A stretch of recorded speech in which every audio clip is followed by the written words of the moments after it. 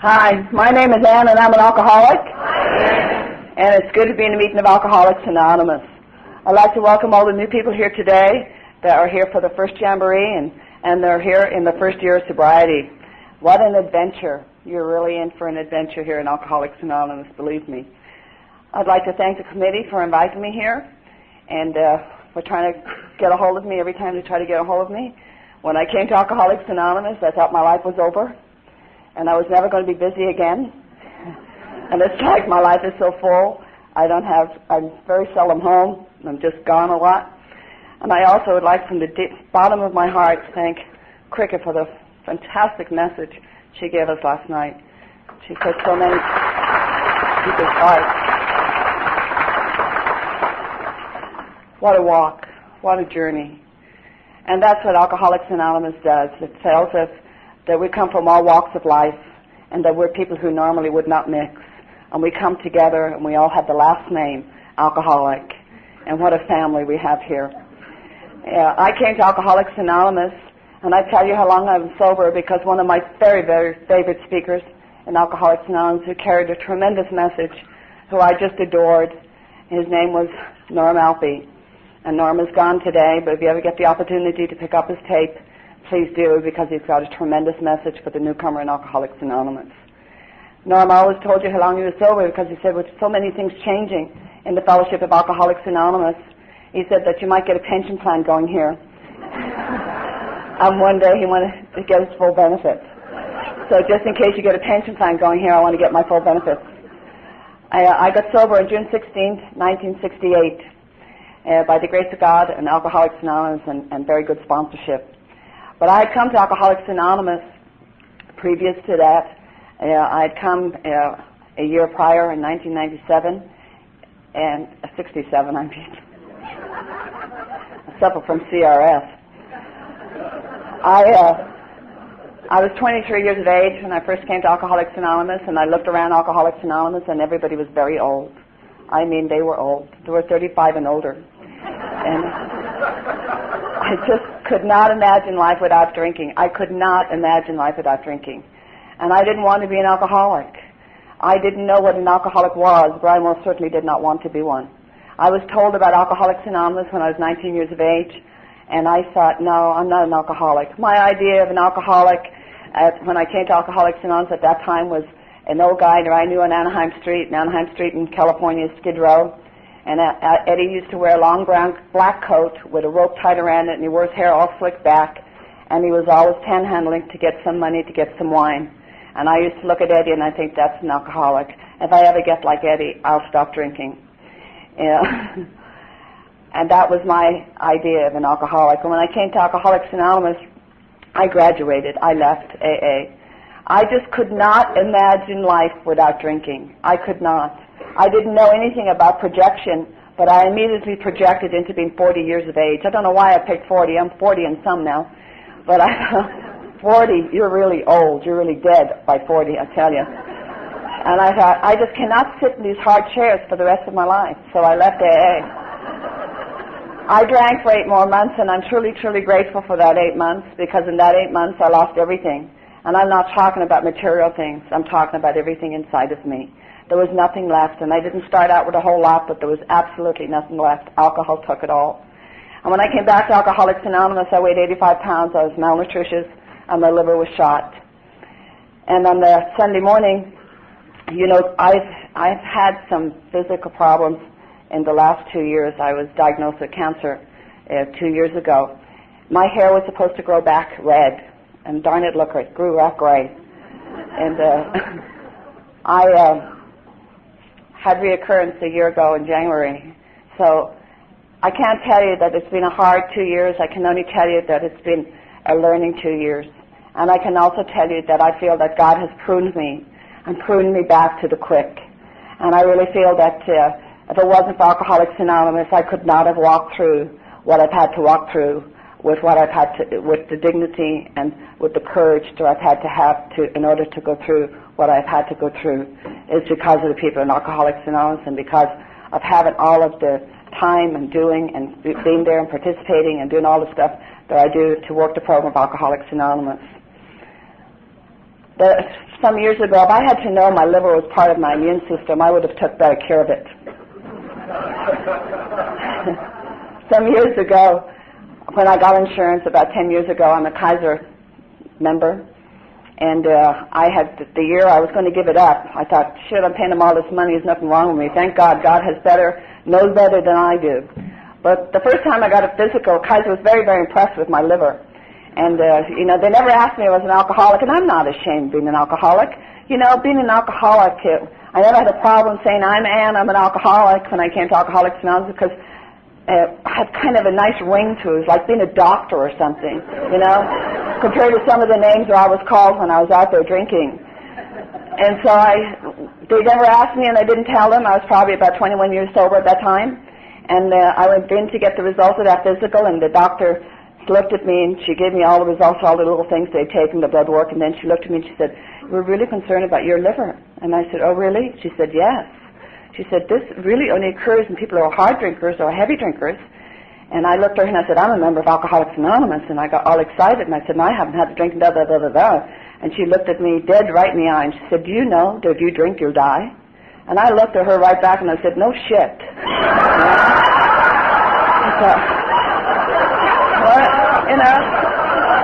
What a marvelous piece of information to be given me.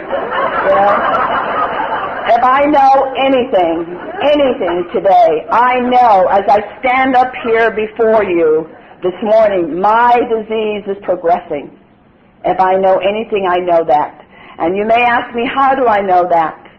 If you're new here in Alcoholics Anonymous, how I know that is I've had the opportunity to say, if you want to call it an opportunity, you just sit around Alcoholics Anonymous and watch some of your friends go back out. You just sit around here, and I'm not talking about people with 2 years or 9 months or 6 months or a year. I'm talking people with lots of years of sobriety, lots of years. And it breaks my heart because something happens. And whatever it is, Cricket said last night, and I always have to remember this, I've got to stay small in Alcoholics Anonymous. I've got to stay small. There's no big shots in AA. We're all just members. And the one that is in control here is God. That is who is in control of all of this for me. And one of my dearest friends, she had a tremendous message in Alcoholics Anonymous, and she hasn't made it back yet. And if they told me that I would die within a week, I might do it. But I'm not guaranteed I'm going to die in a week. It's a very long, slow suicide. And so, you see, I know that what I suffer from disease of alcoholism, and it progresses as I stand here. When I was new in Alcoholics Anonymous, I used to say, why me? Where is it? Why didn't so-and-so get it? And those old-timers were they were not kind, I'll tell you that. And they say, why not you, Annie? There's something about your face that pisses God off, so you stop asking why, I mean, they had no kindness, no compassion, no understanding, no nothing. It was like, shut up, sit down, and I, like Cricket, came to Alcoholics Anonymous, I had an attitude problem. I walked around my first year of sobriety, and I gave everybody the finger. I cussed you up one side and down the other. From the first time I came in, when I came back, I tried to figure out how I could get out, I wanted to get out here. I made a terrible mistake. I was too afraid to go out, and I kept waiting for them to tell me to leave. And they kept saying, keep coming back, And then I found out they were telling everybody in Alcoholics Anonymous to keep coming back. I was so disappointed. I thought they just singled me out of the whole group. I came into a group in Huntington Beach. I went to a lot of meetings, but when I came into a group in Huntington Beach, and I am so grateful, and I love these people very, very much. And I go to Jerry's. I cut hair today, and I cut hair at my house because the people in Alcoholics Anonymous set it up so that while I was thrown up from doing chemo, I could get up and cut a head of hair because I am self-supporting through my own contributions today. And I would do that. And I do some house calls to some of those people that are not able to get out anymore. Like Jerry does get out, but I don't want him to come to my house. He's blind, and I don't want to fall into my house. And Jerry and Gloria were very, very good to me, and I go to his house and I cut his hair. And I spend a lot of time there, and Jerry played a very important part in my early sobriety. When I was about 4 months sober, they used to call me Crazy Annie. I had bright red hair, and I had a mouth like a truck driver. And they'd say, here she comes, and they'd be taking bets on whether I was going to make it or not. And I didn't know this. I remember running up to Jerry when I was about 4 months sober. I remember saying to him, where are those steps? And how often do I have to run up and down them? You know? I had visions of 12 stone steps that I had to run up and down every day. That was part of the recovery. You had to go up and down these stairs 12 times. And he kind of looked at me, real, you know, like, oh my God, where did she come from? He said, Annie, he said, you go to a lot of meetings. And he said, you know, every meeting you go to, they read chapter 5. And he said, the house stands for honesty, open-mindedness, and willingness. Now, I'm not going to tell you that I was honest, but I had willingness. And willingness is the key for me. And he said, and there's 12 steps there. He said, and they read them every meeting you go to, honey. And he said, I'm going to tell you. He said, if you work the steps of Alcoholics Anonymous or apply the steps to the best of your ability, he said, I guarantee you your life will change. And if you're new here today, if you apply the steps to the best of your ability, I guarantee you your life will change. It may not change the way you want it to change, but it will change. You know, because nothing ever comes to stay here in Alcoholics Anonymous. It always comes to pass. I got me a sponsor, and I love this woman very, very much. She became everything to me. And she was my sister, she was my mother, she was my best friend, and she was very, very gentle, and she was able to take me down when she needed to take me down, and she gave me directions, and she was the first person in my whole entire life that I can honestly say that loved me unconditionally, and it took me a long time to realize that with her. And that woman told me on a daily basis that I was a child of God and God loved me. And I drove this woman insane, totally insane, absolutely nuts. I was calling her every 5 minutes of the day. She had 5 children. She was a single parent. No, she was married to John at that time, and then John and her got divorced. But it was like all the time she raised me. I went to her house when I got sober. I didn't know how to read and I didn't know how to write, and it's got nothing to do with my disease of alcoholism. It's got to do with where I came from, and my people were not interested in education, and it wasn't that very important. And I was about 10 months sober. I decided that I wasn't going to do the fourth and fifth step, and John, my sponsor's husband, came up to me at my home group, and he said, Annie, he said, have you done the fourth and fifth step? And I said, no, John, I'm not going to do it. I said, that's for those of you who drank for 15 or 20 years. You're much sicker than those of us who only drank for 11. And he looked at me, and he said, you know what? He said, if you don't do the fourth and fifth step, he said, I'm going to announce it all over Huntington Beach for them not to listen to you, that you're not working the steps of Alcoholics Anonymous. Well, he put terror in my heart, absolutely terror. I went home that night. Now, I really relate with step 2. I am really crazy. And I go home, and how I was going to solve this problem, in order not to do it, I decided what I'd do was that I would drown myself in the bathtub. That's how I do it. I would just get in the bathtub, fill it up with water, and I would slide down in the tub and drown myself. And I listened very, very carefully in the meetings of reading chapter 5, and I could recite chapter 5. They hated me. I still recite it. I'd never leave any commas, periods, or anything. I just say it like a poem. And I remember them when they read chapter 5, they say, and there are those who have grave emotional mental disorders. And I kind of stood back up and I thought, those guys are not going to go around AA and say, well, that's what happened to Annie. She had grave emotional and mental disorders. That's why Annie commits suicide, you know. So I didn't, and I'm not big on suicide. I'm more apt to kill you than I am to kill myself. And any time I ever talk about suicide, it's usually I'm just going to jump off the curb because I don't like to hurt myself that much. I ended up, the next day I went out and I got all this paper and pencils, and I didn't drive a car for the first 4.5 years because I couldn't take that silly little test.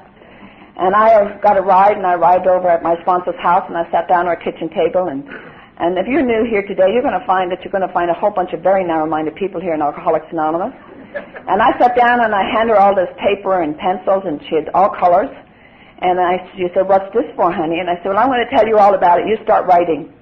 And she looked at me, and she said, I'm going to write. And I said, yeah, I'll tell you. You just write it. That's what they want me to do. This is what we're going to do. And she said, honey, I've done my inventory, and now you get to do yours. And the only emotion I knew when I came here, I was very angry, just rage. And anger for me is terror, absolute, total terror.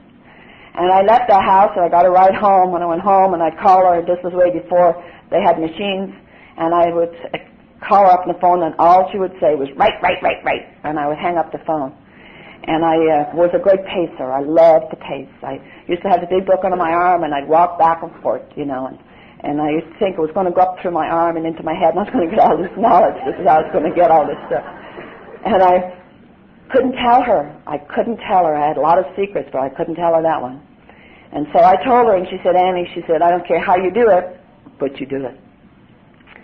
And so I did. I made a lot of marks on paper, and I did that inventory. And I am so, in step 6 in the 12 and 12, it says that wishful thinking is a character defect. And to this day, I wished I kept that inventory, because there's no comparison to the girl that took that inventory to the woman that stands before you tonight.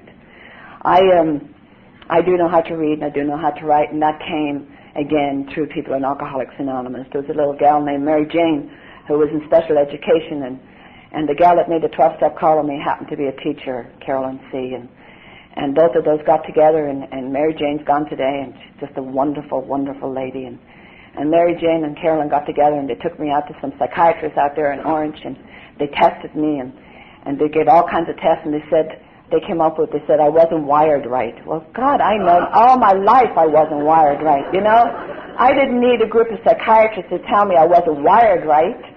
And they said I had a thing called dyslexia, that I saw things backwards, and I did. I saw things backwards, and I even tell my story backwards sometimes. And my sponsor, I was 5 years sober, my sponsor took me to, another lady came into play there, and another lady taught me my ABCs and taught me, she was a child psychiatrist. I thought that was very, very appropriate for somebody like me. And took me to school, and I remember when she took me to this learning center, I remember standing outside, she filled out all the papers and got me ready just like I was 5 years old. I was kindergarten.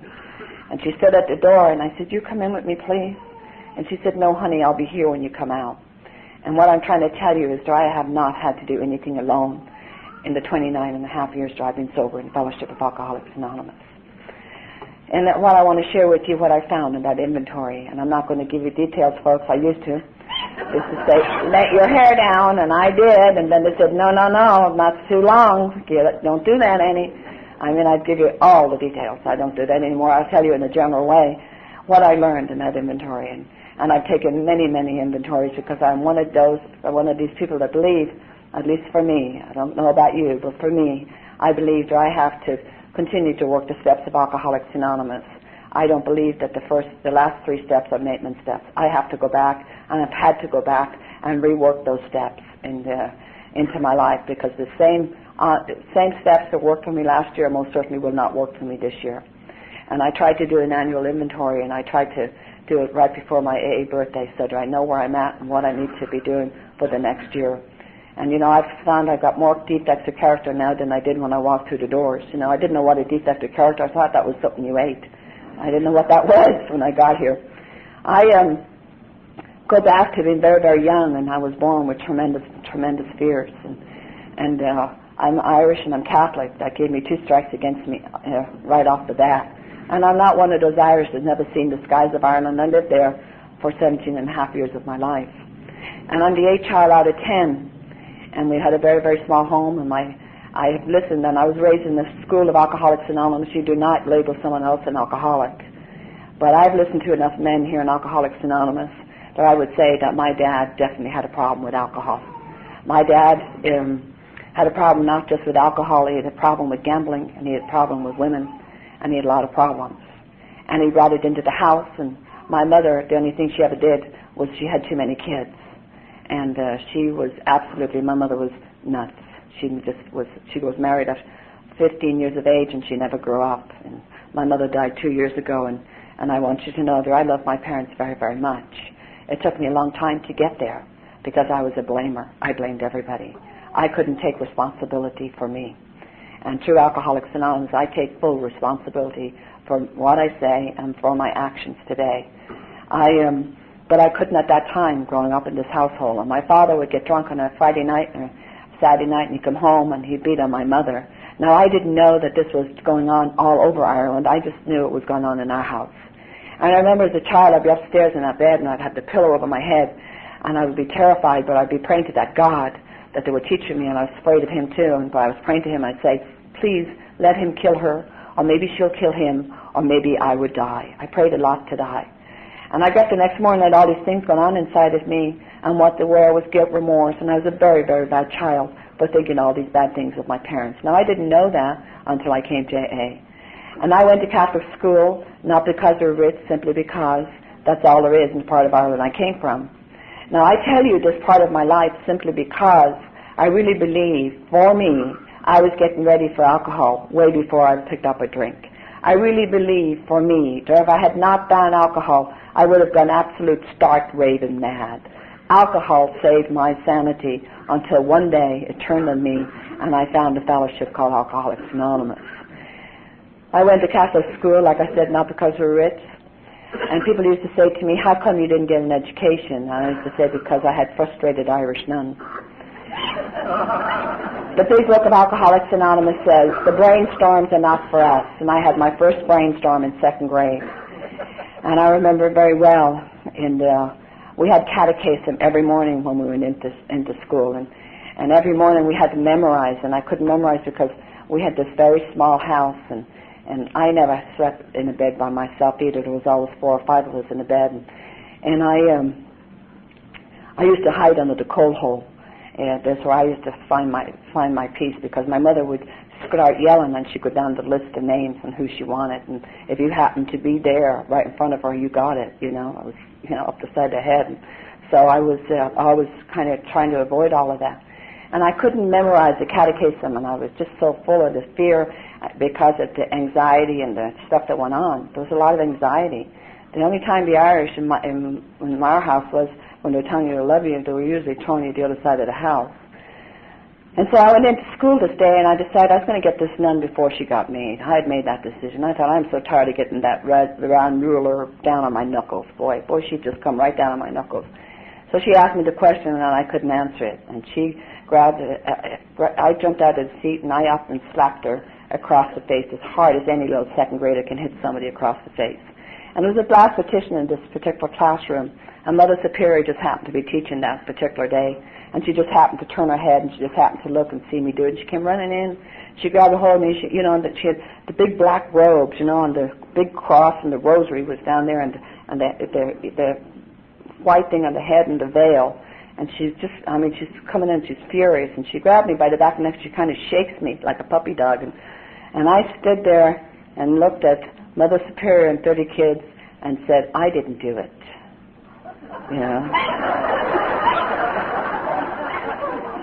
I was to do that until I came to the doors of Alcoholics Anonymous. I would stand and look you dead in the eye and say, I didn't do it. Because I could not take responsibility for my behavior. And so they took me out of there to move me to another grade, and I kneeled in front of 2 statues, and I assumed I was supposed to pray. And I always say 3 weeks, and it probably was a week, but it felt like 3 weeks to me. And I had to get up. I got tired of kneeling on these hardwood floors. I had great big knots on the floor. And so I went back up to apologize to the class. And I remember standing in front of that class, and I remember Sister with that round pointer snicker in my back, and she wants me to say, I'm sorry. And God, I don't want to say I'm sorry. I've lowered my eyes, and she's poking me with it, and I said, I'm sorry.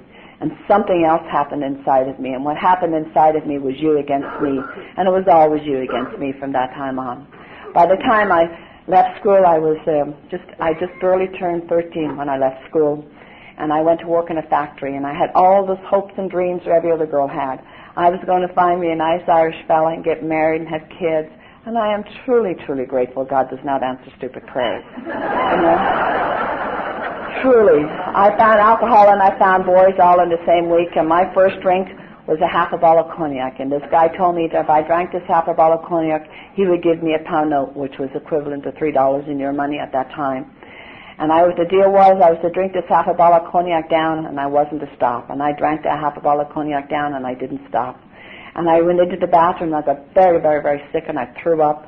And I went back out, and I said, give me my money. If I knew what I know now, I didn't know that night I sold my soul I sold my soul for a drink. I didn't know that at that time.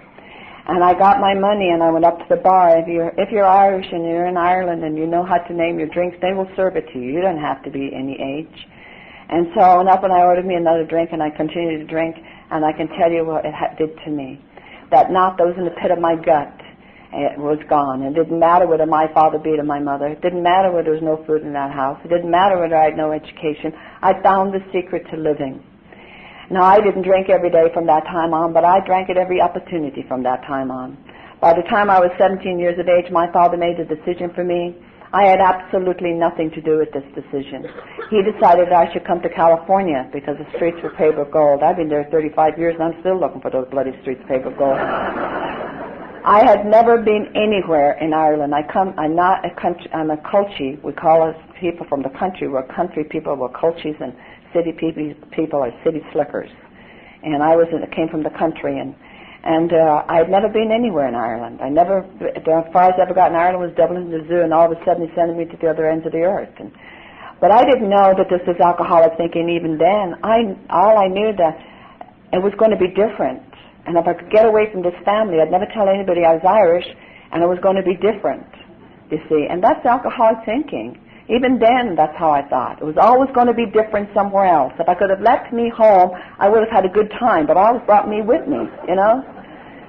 So my aunt took me up to Dublin and filed all these papers. It was much easier to get into this country back in the 60s. And she filed all these papers and got me ready to come to the United States. And my sister had come out here. And I remember going up to Dublin. I remember getting on that plane. I remember drinking champagne. And I remember the feeling.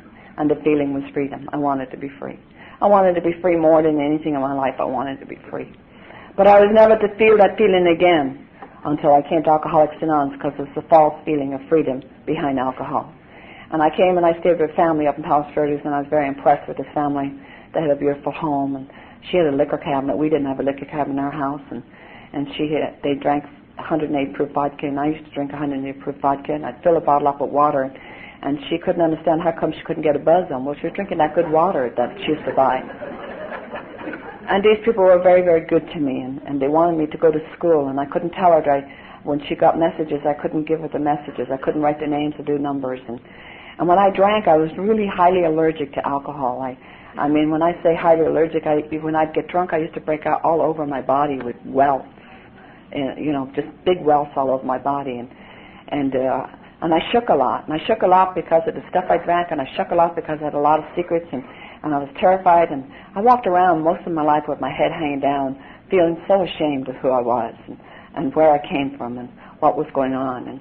And this woman took me down to Beach High, and she wanted me to go to school, and I couldn't tell her I couldn't be with my peers, and I couldn't tell her that I couldn't go into that office and fill out those papers, and I'm standing outside the door, and I can tell you today where I was experiencing. I was going into a catatonic state of fear, a state of mind with absolute fear that someone was going to find out something about me. And I kind of slid down the door, and she looked at me. She said, "Annie, you don't have to do this." And I was so relieved I didn't have to do that. And I started running around down the beach pier, and that woman tried to tell these people if they didn't stop serving me that she'd have them closed up. And I left those people, and I was running around down the beach pier, and this was the time when there was a lot of drugs. This was the time of the flower children, and there was heroin was very much in, and everything was in. I never got involved in drugs, and I've got nothing against those of you who did get involved in drugs. I just, by the grace of God, I didn't. And I was, this is a gal, her name is Fran, and she's sober many years in Alcoholics Anonymous today,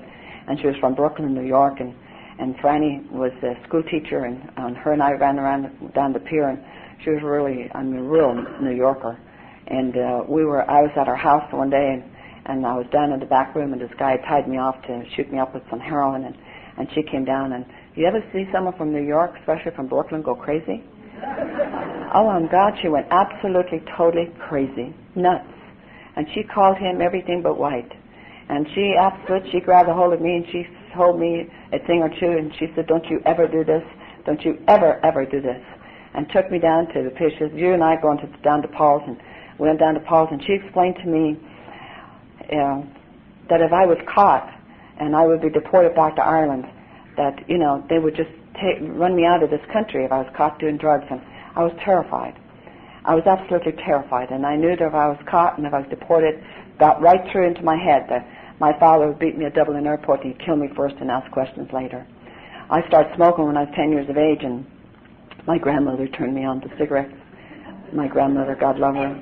My grandmother was an invalid, and she had a stroke, and I used to go there every day. I loved to go to my grandmother's, and I wouldn't give her the bedpan unless she gave me a cigarette. That's how I started smoking. I was kind of not a very nice kid.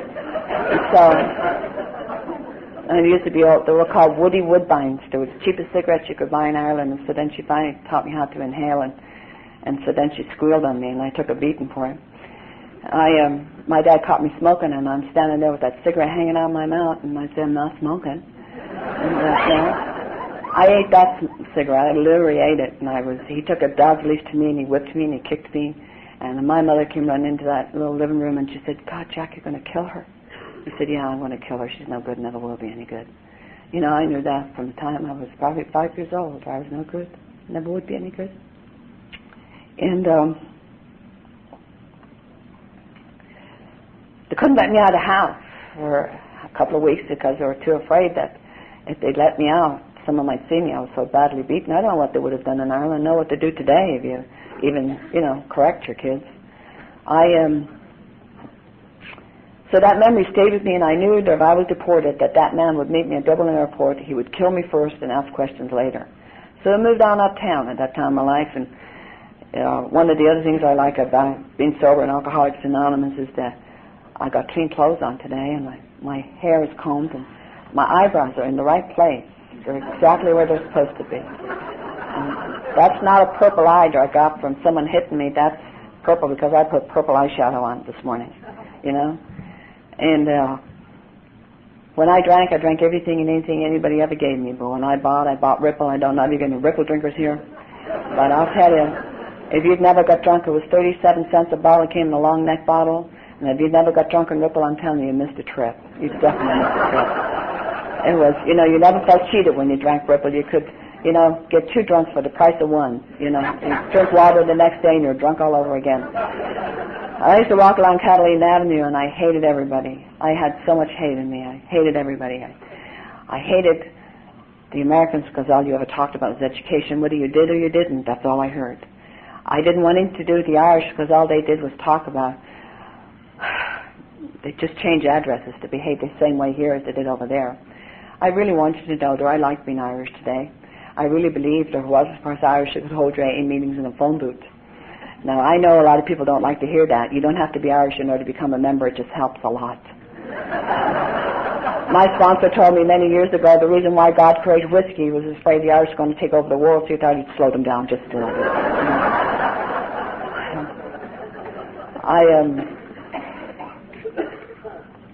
I used to walk around with a paper sack, a bottle, rubber go-aheads, jeans way before they were fashionable, and I'd walk around Catalina in an old T-shirt and give all the cars the finger. And I don't consider myself a wino. I guess I would be a winette. So I took the lesser 2 evils. I don't know if there's any Spanish people here or Mexican people, we call them, here in the group. Well, I took the lesser 2 evils. I start running around with Mexicans. I want you to know that I like Mexicans. And people always get offense and they think that I'm saying something bad about Mexicans. I'm not. My best friend in the program of Alcoholics Anonymous is Angie. I'm sure some of you have heard Angie Dill. And Angie and I, many, many years ago, sat down and we kind of dissected the 2 nationalities and what we came up with. The only difference between the Mexicans and the Irish is that we ate potatoes and they ate beans.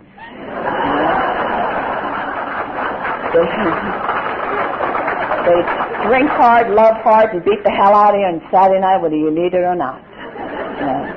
And so I got involved with a group of Mexicans over there in Torrance, Lamita, and I learned to speak Spanish like as a native to the tongue, except it was all swear words. And didn't learn anything else. I didn't have a big resume for a job. I didn't work. I couldn't seem to hold a job. I couldn't seem to hold anything.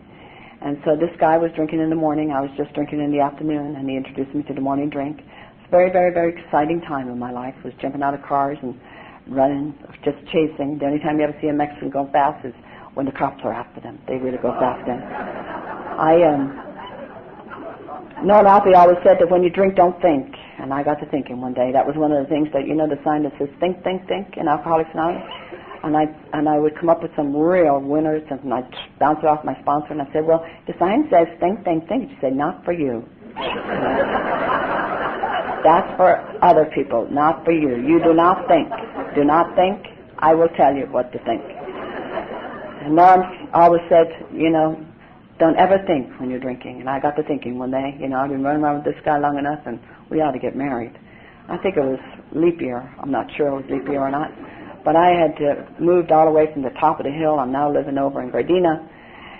And I took me half a gallon of Red Mountain wine, drank it, and I got out on the road. I used to do a lot of hitchhiking. I hitchhiked a ride over to Torrance Lameda, and I found him. I want you to know you could smell me long before you could see me. And I proposed to him, and he looked at me and he laughed, and he said, I would marry you if you handed me in a silver platter. Now, I don't know how you handle rejection, but my next thought was, I'm going to kill you, son of a bitch, because one less Mexican in this world, we'll all be better off. I've never owned a driver's license, like I said, until I was 4.5 years sober. I've got pictures of this car. If you ever want to see him, I've got proof I did do this. I got him in the car, and I had the wine between my legs, and we're driving the car, and I thought, now is my big chance, and I was on the Harbor Freeway, and I turned the wheel of the car, and I took 25 feet of guardrail, went down 30 feet in the bank window, and I thought I killed me a Mexican. Now, that's total insanity. I was able to do so many things when I was behind alcohol. It's the craziness. I never gave it one thought or I would get hurt. I just wanted to kill him. That's how much rage I had in me. I almost killed him. And what I learned out of that, folks, is if you're going to kill one Mexican, you got to kill the whole family. You know? For some strange reason or another, they don't take too kindly to you messing with the people, even if they do call you Annie the Irish Mexican. I also learned that when you're running with Mexican people, you never yell cop. Ever yell cop. I yelled cop one time. We're downtown Long Beach, and they used to have telephone booths in California at one time. And I got out of the bar, and I yelled, got in the phone booth, and I'm calling the cops on him, and he kicked the door, and he kicked me, and I yelled uncle. Now, you see, I had no illusions. There's not something wrong with me. I don't know what normal is. I don't run around with normal people, even in Alcoholics Anonymous. Most of the people I run around are a little off, you know. Now, I don't know what, I think my oldest daughter is probably the closest I have ever seen to normal, but I keep telling her husband, save your money because she's my daughter and she's going to need a good psychiatrist one day, you know. The only place I ever get to see normal is on my washer and dryer. It says normal cycle, you know. You know, I like to think that I'm delicate, you know. So I know there's something definitely wrong. I have to assume there is such thing as normal, that people, when they get into these situations, they run and they leave and they get away from it. I don't. I crawl out of the phone booth. I go to the bar he's at, and I said, let's have a drink and we'll discuss this, you know. That's not real bright, you know. The guy's just about almost half killed me, and I'm bent over, crawling back to the bar to have a drink to discuss our relationship, you know. I also learned in that inventory that I had some other things that went along with it. I never had a relationship, whether it be with a man or a woman, you know, a friendship, girlfriend. I always got hit for some reason or another. It talks about my type of personality in step 8. It talks about the type of personality I had. I would antagonize, and I would antagonize till you had nowhere else to go but to hit me. I'm not saying I deserved every slap I got. I didn't. But I really antagonized it. There was some stuff that went on was that if you didn't hit me, you didn't love me. I related getting hit with love. I also had something else going on, was that I wanted somebody to hit me hard enough. If you just hit me hard enough, it would kill that part of me that wanted to keep screwing up. And you know what I found here in Alcoholics Anonymous? That if you kill that part of me, that's the part you love here in Alcoholics Anonymous. You will kill all of me, because that's the part you love here. And I have not, nobody has found it necessary. Believe me, there has been several in Alcoholics Anonymous that would have loved to have hit me. I mean, one guy came out of a meeting when I was about a year sober, and he was absolutely livid, crazy. And I have my tennis shoe off, and I'm beating him with my tennis shoe, because he didn't like what I had to say at the meeting. And those old-timers are standing back there, and they're saying, Don't hit her. Don't hit her. That's what you want. couldn't understand what they were saying, you know. I listened to Cricket last night talk about them. They called a special steering committee meeting when I was 5 years sober to have me. What was that when they impeached me out of Alcoholics Anonymous? Can you imagine impeaching me out of AA because they didn't like how I was running the meeting, because I wouldn't do what those old timers wanted me to do, and there was this guy that him and I were really good buddies, and I still adore him today. We're good friends today. We had to part ways, and I was starting to get help, and I was starting to get well, and I thought I was getting well, and so they said that it was a time when a lot of homosexuals were starting to come into meetings with California, and I've got nothing against homosexuals. That's your preference of life, and that's fine with me too. I don't have any issues with anything today. And this guy came up to me and he said, you know, you are very hostile behind the podium of Alcoholics Anonymous when you're making the announcements. And I said, I am. I said, my God, this group has improved 25% since I became secretary. Nothing like a little ego. It's really grown. And the only reason it's grown is because of me. And he looked at me and he said, well, he said, the type of people, he said, that you attract have no quality. And I went off, crazy. I said, how dare you? How dare you? Quality, you asshole. I said, do you realize that when you got to the door, you came out of state penitentiary, and I came off the streets of Long Beach, and if they were looking for quality, they would have asked us to both leave? You know, how the hell are you going to get quality, you know?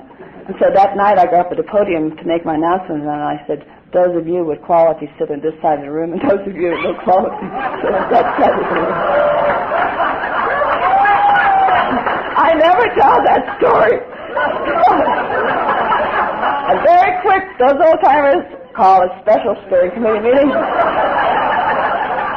They're going to have, and I was terrified, and that was too when I learned about tradition. I was terrified I was going to get, I thought, oh my God, now I want to stay, you know. Now I'm ready to stay, now they want to get rid of me. Nothing ever came of it. The group split and they took their coffee pot and moved to another area. I guess that's how meeting starts.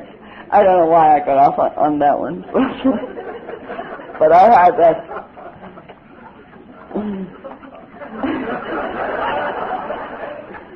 But I had that thing, and I ended up in Arizona with this man. I couldn't let go. I had the obsession for alcohol, and the obsession for men was unbearable. And I always got that wish that someone wanted to kill me. And I was in Prescott, Arizona, and it took me years to remember where I was. And I was very drunk, and I was very belligerent. I said some stuff to this guy's wife. I don't know what I said. I used to say a lot of things.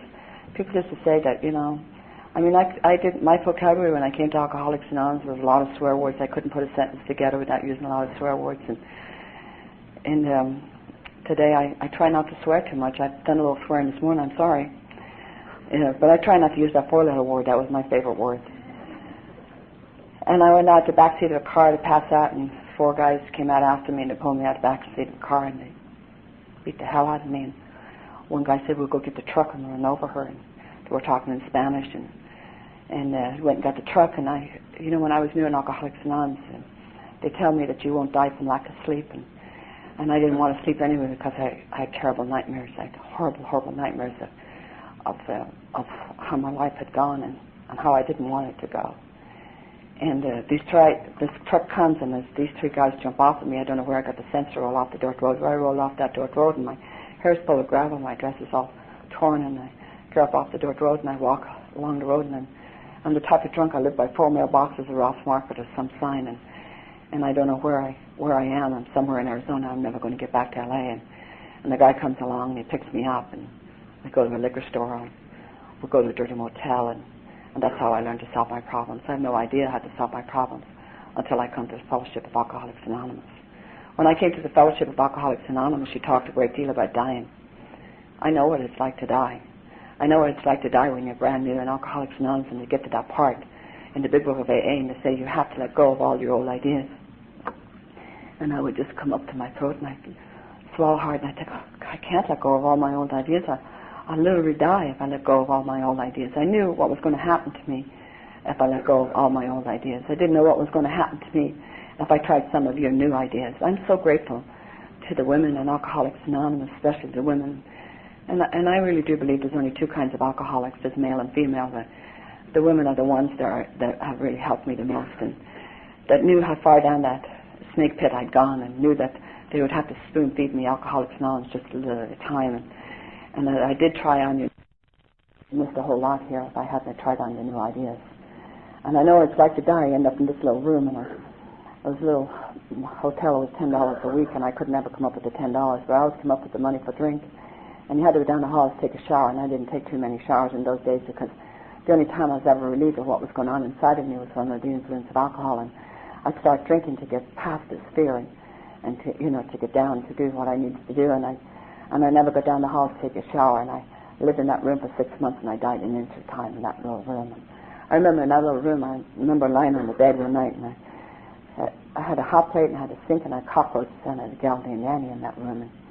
And this particular night I was lying in bed, and I was sucking off a vodka bottle, and I screamed like a banshee, and I was just screaming. I wanted somebody to understand me. There's got to be somebody in this world that understands me. I couldn't hold on to no relationship. And I remember getting out of that bed in the room and putting on those little rubber go-aheads and putting on that old pair of jeans and those old T-shirts and heading out Western Avenue. And I'm here to tell you today that I always found somebody.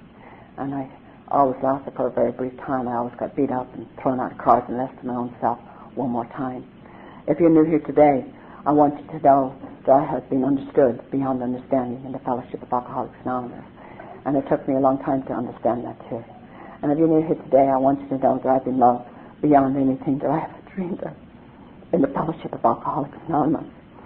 I moved out of there. I thought, if I could just get away from this group of people, again, that thinking it's going to be different somewhere else. And if I just get away from this group of Mexican people, they're the cause of the problem. I'll move. And I moved to Long Beach, and I had walked across the UCLA campus one day and told somebody I had a 4-year college degree. And all these well-meaning people were getting all these fancy jobs, and I thought, gee, I can't even write my name. Never mind, get a job at a hospital. So I ended up in Anaheim Street, and Anaheim Street, and I did 8 months, and I could not have done any longer than 8 months in Anaheim Street. And, yes, Anaheim Street is Skid Row in Long Beach. And while I was down there, this skinny little puny little guy came along, and he asked me out, and I asked him if he had a job. And he said, no, he didn't work. And I said, you have to get a job.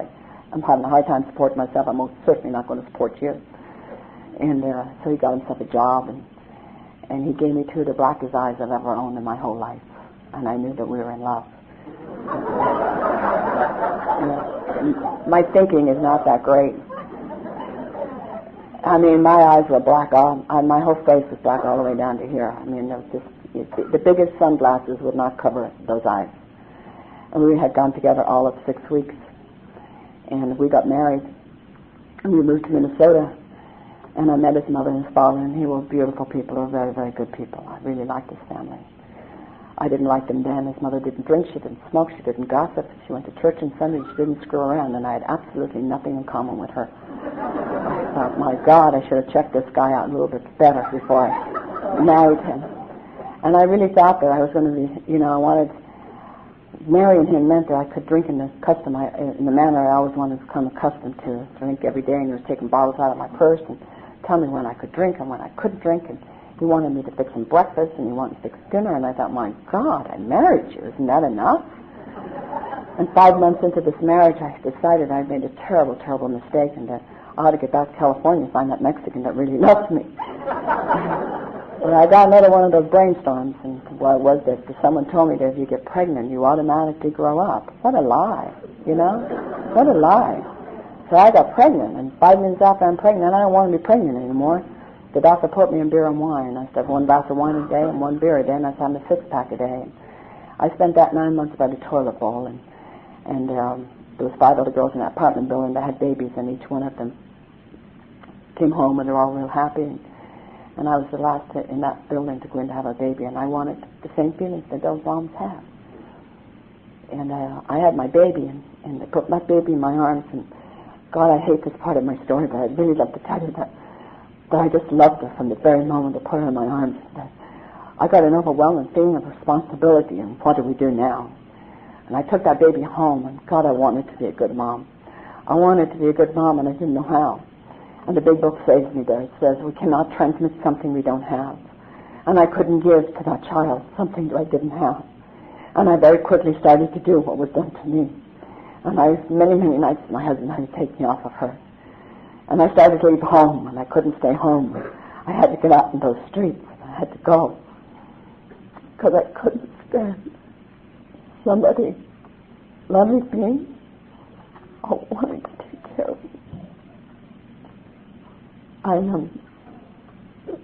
I still have a hard time with that today when I was doing my treatments and people coming over. It was so difficult to allow you to help me. I'm sorry, I'm being a wimp.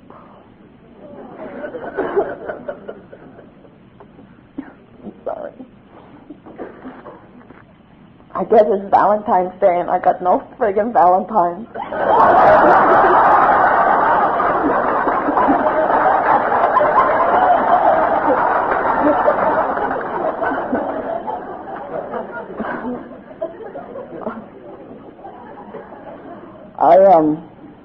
I did want to be a good mom. I love that girl so much today. And that's where the women came in, because see, like cricket, I couldn't let you touch me. I couldn't let you hold me. I couldn't let people come up to the girl, Pat Jennings, she'd come up to me, I'd back up and I'd say, please don't touch me.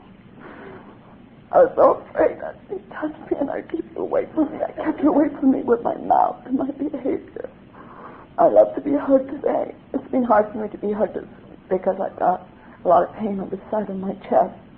And I can't hug as hard as I used to hug. But that's not always going to be that way. And that girl is 31 years old today.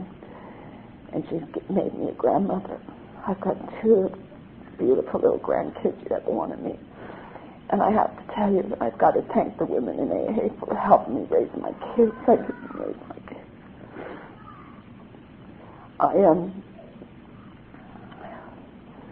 I abused that little girl up until long after I got sober. My husband threatened me that if I didn't do something, that he was going to take that baby away from me. And as bad as I was, I didn't want to take that baby away from me. He was going to go back to Minnesota, and I called Carolyn. I had been on a 4-day drunk, and I had got beat up really bad because, you see, I thought that being married gave me a license to say whatever I wanted to say to you. And, you know, men hit just as hard whether you're married or not. They don't care. And that last 4-day drunk, Billy D and Leona, both Billy D and Leona died, and they died of horrible death, cirrhosis of the liver. And I ended up on that Sunday morning on June 16th, my husband sat at the end of the couch, and his head hanging down and wringing his hands. And my little girl stood at the other end of that couch, her little diapers half off and her legs all black and blue, her little eyes kind of sunken in her head. And I said, I got to go see. I'm going to call that girl that wants to be my friend. Because Carolyn called me and wanted to be my friend. And I didn't want to be her friend because I didn't want to have to come here. And so he said, you go ahead. You've never completed anything in your life and you won't stay there either. And I said, I got to go see because I can't stand what's going on inside of me.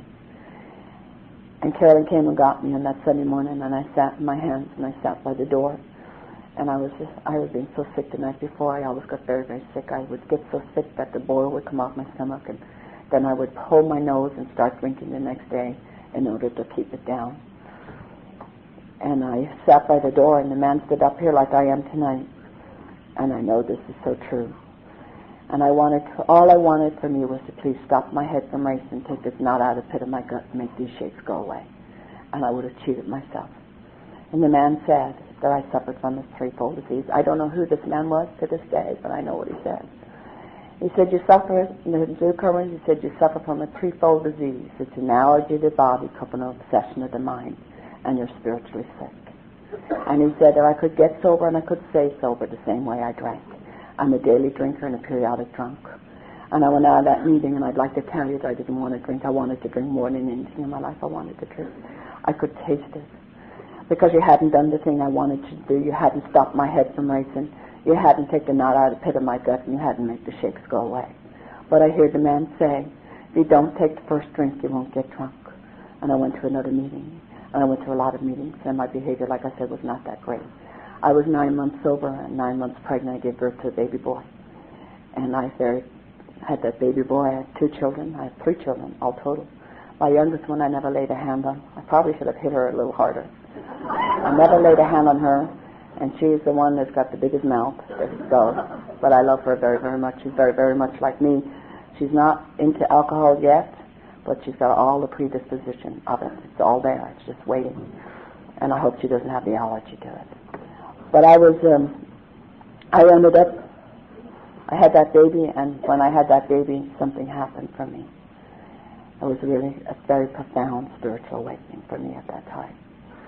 And there's women in here, and you know when you go into the delivery room, and it's very, very cold in the delivery room, and I was so scared of labor, and I had 1 labor pain, and I said, if there is a God, show yourself now.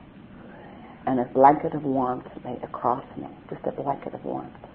And I started to cry, tears just kind of a little bit down my face, and I said, do you feel him? Do you feel him? He's here. Do you feel him? The nurse is looking at me like I'd really lost my mind. Literally lost my mind. And that stayed with me because that's what I needed. But I was still afraid to really turn my will and my life over to take care of him. I was still afraid to surrender to him. And something else happened inside was that what happened inside was I admitted to my animal self that I was an alcoholic. And the big book of Alcoholics Anonymous says that is the first step in recovery. And it also, because now I was not fighting alcohol anymore, I had surrendered to the fact that I was an alcoholic. I wasn't obsessed with wanting to drink. And I was 2.5 years sober. I was still doing a lot of stuff to my children, and I'm not proud of it. I didn't come into Alcoholics Anonymous and come out of a dark room and come into the sunlight and everything was okay in my life. It took me a long time.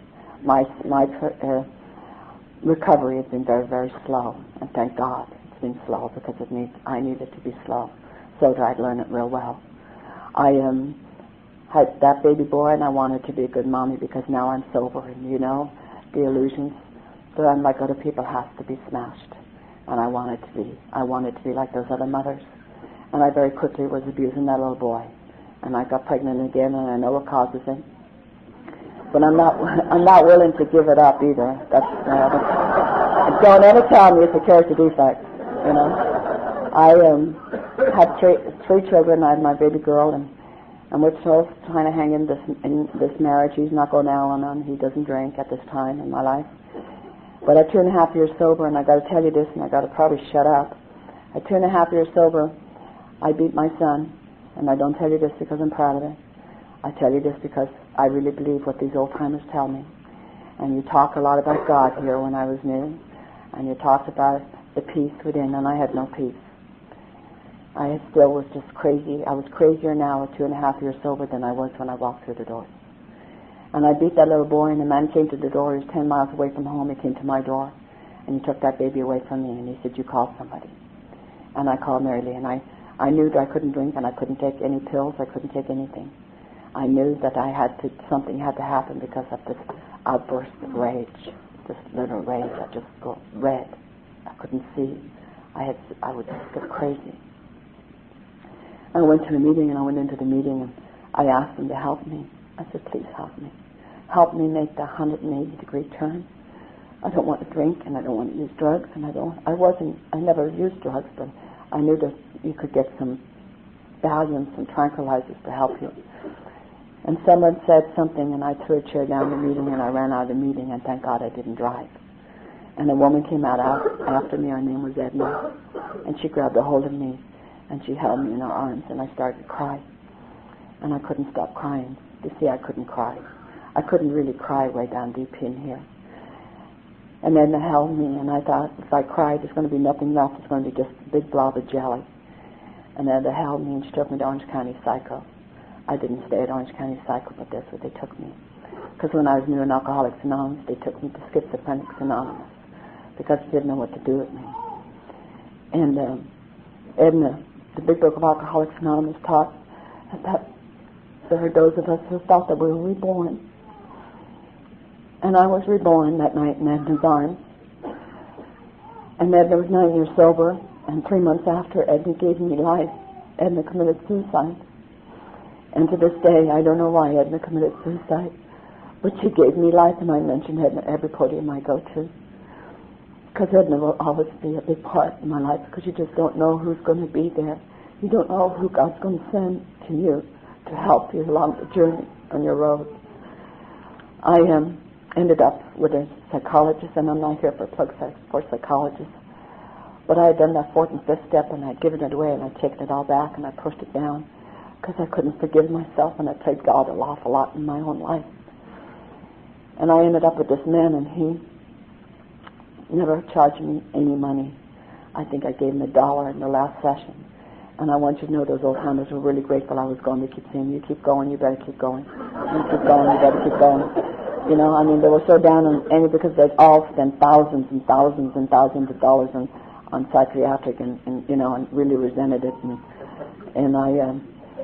He told me that I wanted someone to love me, and I knew there wasn't anybody in this world that could love me. I was never told I was loved.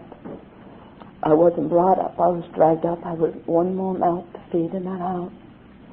And I don't blame those people. Those people never were told themselves, so how could they give me something they didn't have?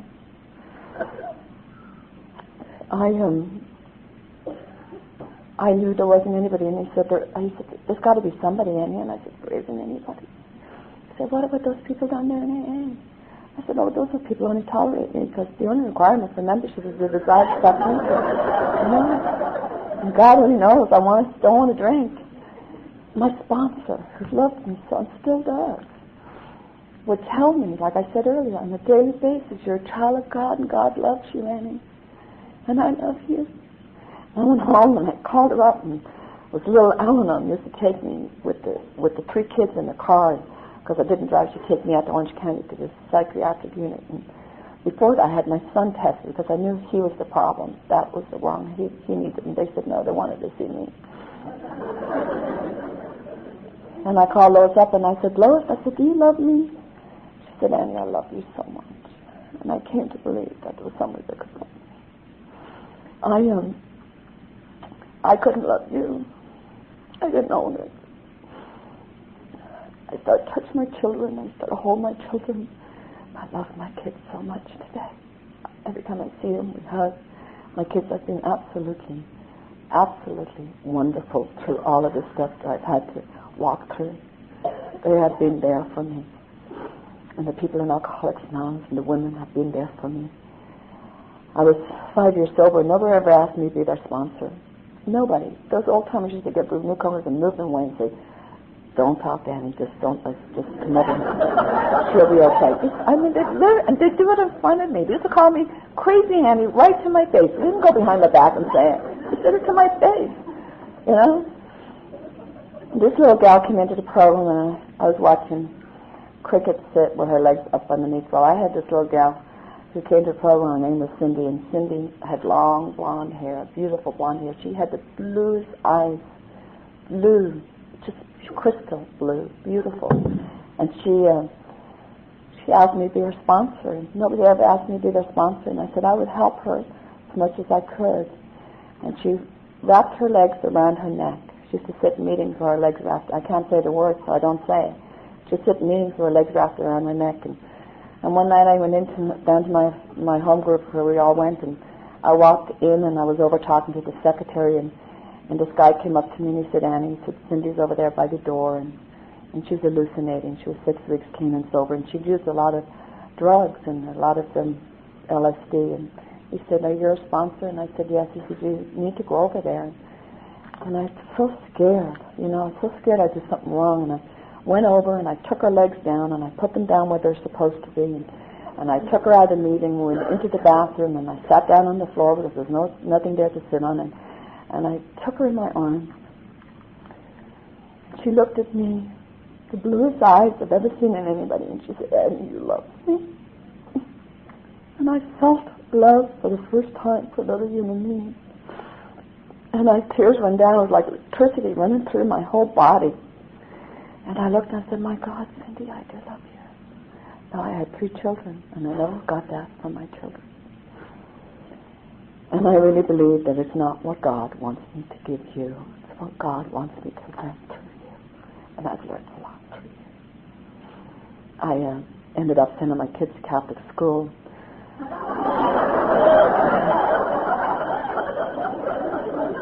And my motive behind that was to get back at all those rotten nuns for all the rotten things they ever did to me. I ended up making a 12-step call on a priest, Father Joe Morin.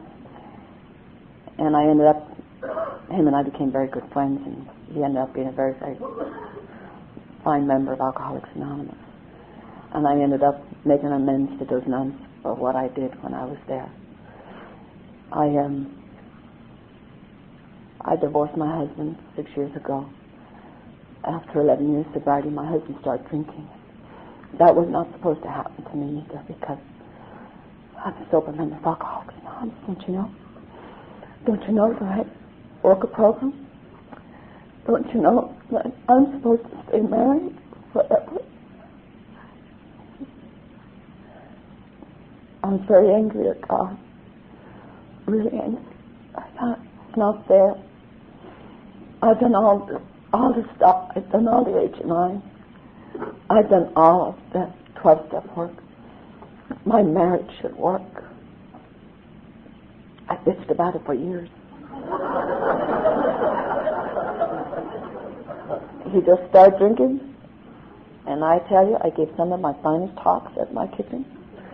I used to have the big book on tape. I still have it on tape. I played the big book. I get in sleep and I put it on tape.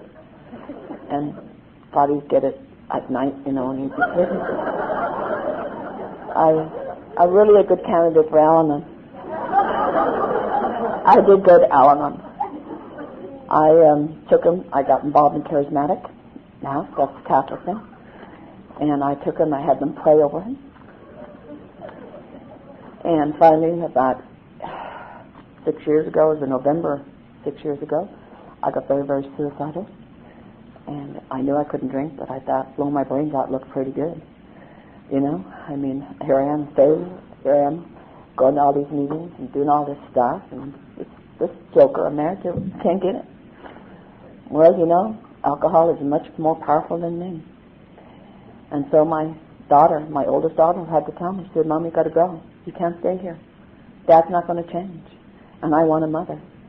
And I see you're going to end up killing yourself. And you've got to go. My other daughter told me the same thing. And I left. It wasn't easy.